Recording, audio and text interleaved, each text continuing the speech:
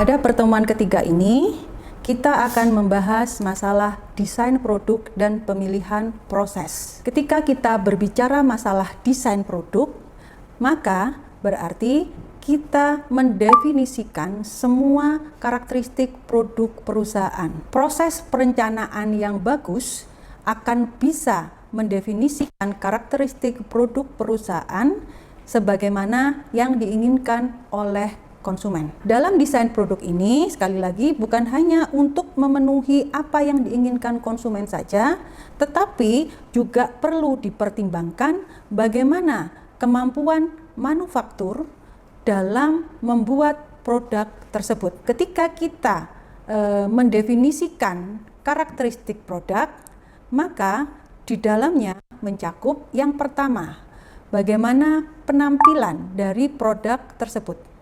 Yang kedua, bagaimana bahan-bahan yang dibutuhkan untuk mendukung penampilan dan juga hasil dari produk sebagaimana yang diinginkan oleh konsumen.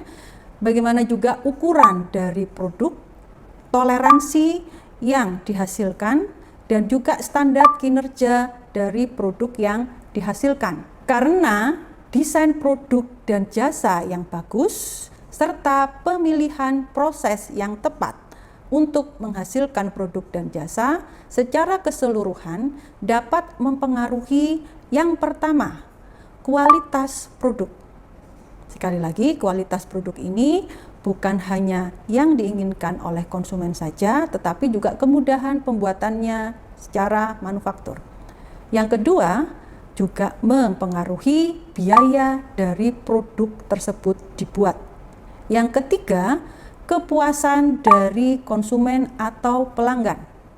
Dan yang keempat, kemampuan keseluruhan dari manufaktur yang intinya adalah kemudahan dalam pembuatan produk tersebut. Sekarang kita lanjut.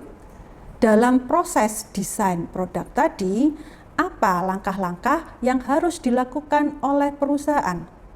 Di sini ada 4 langkah. Langkah yang pertama adalah bagaimana memunculkan dan mengembangkan ide mengenai produk yang akan dibuat oleh perusahaan. Ini bukan hal yang mudah. Bisa melalui riset pasar, bisa melalui wawancara dengan konsumen.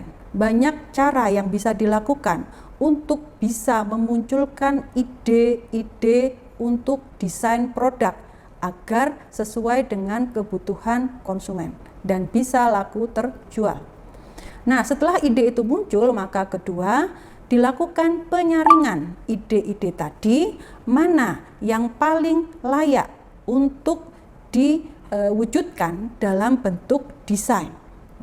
Sekali lagi, yang sesuai dengan kebutuhan konsumen dan kemudahan dalam pembuatan secara manufaktur. Setelah produk dipilih, maka yang ketiga dilakukan desain atau perancangan dari produk yang akan dibuat sampai dengan memunculkan prototipe. Atau juga di sini di dalamnya perlu dilakukan pengujian awal bagaimana ketahanan dari produk tersebut dan bagaimana dimensi-dimensi dari produk tersebut, apakah sudah sesuai dengan dimensi kompetitif yang butuh untuk dimunculkan. Dan yang terakhir, dilakukan desain yang intinya adalah finishing atau penyempurnaan dari desain dan pengujian awal sehingga pada akhirnya dapat diaplikasikan dalam pembuatan secara manufaktur.